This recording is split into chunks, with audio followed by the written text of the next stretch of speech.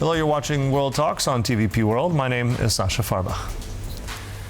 German Chancellor Friedrich Merz has ruled out Ukraine joining the European Union in 2027, calling fast-track accession out of the question. Now, with Kyiv pushing for membership as a key security guarantee, what impact will this statement have across the continent? Now, to analyze the latest developments, now we're joined by Milan Lelich, political analyst, RBC Ukraine. Good to have you back on TVP World. Good morning. Thanks for having me. Let's start with those comments now. The German Chancellor said this. I mean, this was always the hope that President Zelensky has said, fast-track membership for Ukraine. How do we interpret this latest? Is this now 2 steps back? Is this just temporary? What are the Chancellor's words going to be on policy here? Well, I think it has a lot of aspects. So on the one hand, I think that Chancellor Merz is to a certain extent right, because this seems something next to impossible for Ukraine to fulfill all the requirements and for the European Union to get through all the complicated procedure with voting in national parliaments about the Ukraine being a member of the EU. Perhaps some countries will also need to have their national referenda on that, which again takes a lot of time. So this is one aspect. The second aspect is that basically the very idea of the process of EU enlargement is merit-based. As the EU officials, they always emphasize this approach. It is merit-based. It means that as much as you have achieved, like made certain reforms, certain amendments to your legislation and so on, as so far you have moved on your path to the EU. So there is no like set deadline, and everyone tries to fit in that deadline, but the approach is directly the opposite. As much as you have done, the more you have done, the further you are on this way. So this is again the second aspect. The third aspect is like Ukrainian view on that. And actually, yesterday, President Zelensky, he gathered a group of journalists, his administration. I was also there, and we discussed. It has not yet gone public. It will be public, I think, in like 10 minutes or something after the embargo is lifted. But I think I already can tell this. He was asked about this, about Chancellor Merz's comments and so on. So President Zelensky explained his logic. He said that all these, that all these processes, they have to be done during these peace negotiations before the war is over. The date should be set, something like that.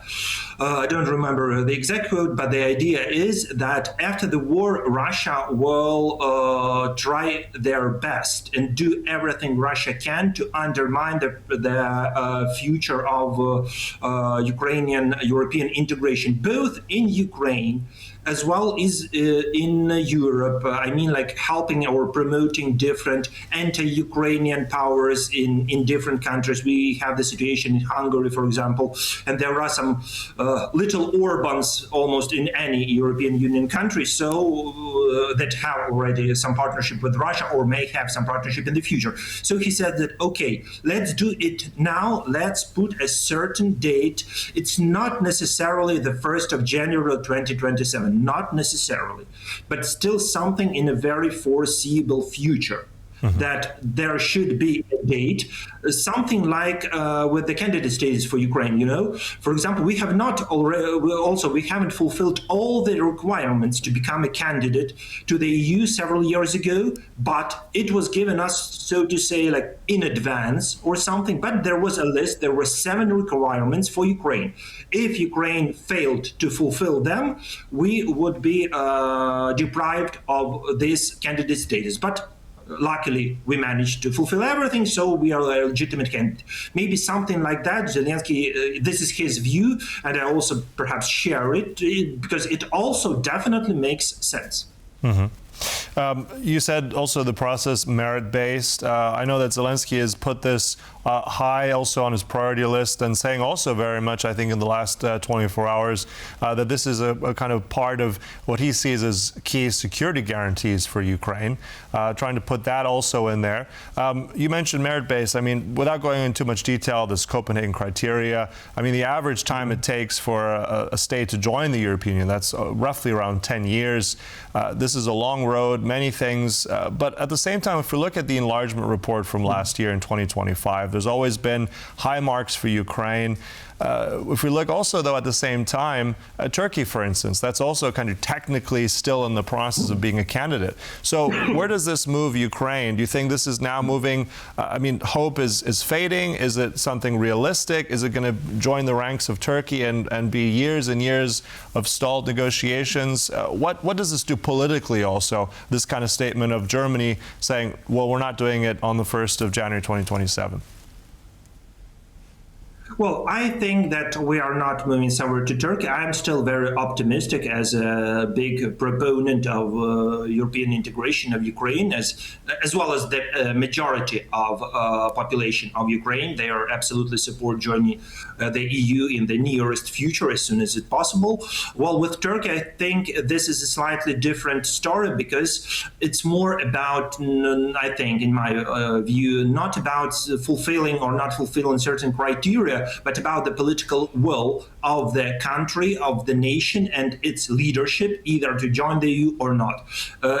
From what I see, President Erdogan does not seem very happy about his country, like sharing a lot of different European common goals and common European agenda and common European principles and so on. He has his own peculiar way of development of Turkey, which is not the case in Ukraine, because here in Ukraine we absolutely share the values, the ideas of the European Union, and we know that if Ukraine joins the EU, it will definitely bring a lot of additional value to this geopolitical project, which is the European Union. A lot of this value, not only in military sphere, but perhaps to a certain extent in military sphere, because our army is definitely the strongest in Europe. I think no one will argue with that. So I still remain cautiously optimistic. I also don't think that 1st of January next year is a realistic timeline, though I don't think so. But something, maybe 2028, maybe 2029, maybe even 2030, perhaps, may be some sort of a horizon for Ukraine to join. But still, some date or something, I think, may be set. It really does make sense, but still we understand that there is a long way to go, and I'm not very sure that it will be for Ukraine who will, lag behind. Mm-hmm. I think that on our part, with a lot of struggle, with a lot of scandals, with a lot of everything, but we will manage to make all the necessary, hundreds or thousands of different reforms of all sorts, in all spheres. It will be hard. Right. But I think we'll manage. But on the it's a long road. Mm-hmm. I want to jump in. Sorry, it's still a long road, but I still also want to get something from you from Ukraine as well. I mean, one other development, this aside, is also what we've heard from President Donald Trump, looking at the current situation right now on the ground. There's apparently been a call between Putin and Trump. Trump has apparently gotten an approval from Putin to not strike Ukraine during these cold next few days. How is that looking right now, and how realistic do you think that will be to hold? I'll have a very banal answer. We'll see. We'll see, because this is not the first ceasefire I remember. This is not even, if to mention the first war, or the first wave of Russian aggression back from 2014, this may not be even the 50th ceasefire I remember. There were maybe 100 ceasefires or something. And all of them failed, obviously. So we'll see. But what I can tell is that the last night in Kyiv, where I am in, was without any single airstrike alert, which is highly unusual for us these days. So perhaps it may be some sort of a signal or a sign that maybe some agreements may take place. And also there is another very important factor. According to the weather forecast, starting from tomorrow, we're going to have a severe frost, really severe, minus 21, minus 22 Celsius at night. Our energy infrastructure has already been severely damaged, really severely damaged. For example, I don't have, as you may see from the picture, I don't have electricity at my home right now. I had it like for a couple of hours today and several hours yesterday, but okay.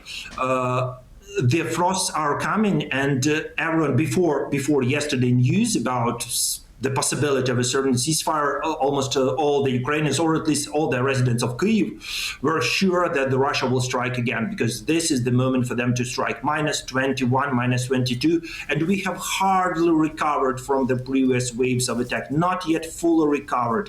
A lot of problems, a lot of troubles, a lot of emergency situations here and there all around the city. So another wave of attack will have really enormous aftermath. And for us, if it is not the case, if there is no attack during these frosts that will last for less than a week, something like 5 to 6 days, then we can say that, okay, there is a ceasefire agreement. But still, I'm not very sure, because, again, I've seen these promises from Russians. I've been observing them for almost 12 years since the war on Donbass started. And there were scores and scores of ceasefires, New Year's ceasefire, Christmas ceasefire, Easter ceasefire, school ceasefire, bread ceasefire, whatever ceasefire.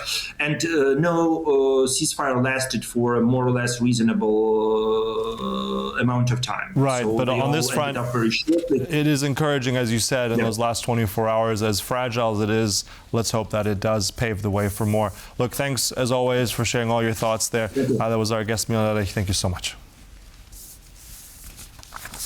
And thank you for watching. That concludes World Talks, but stay right here on TVP World for more.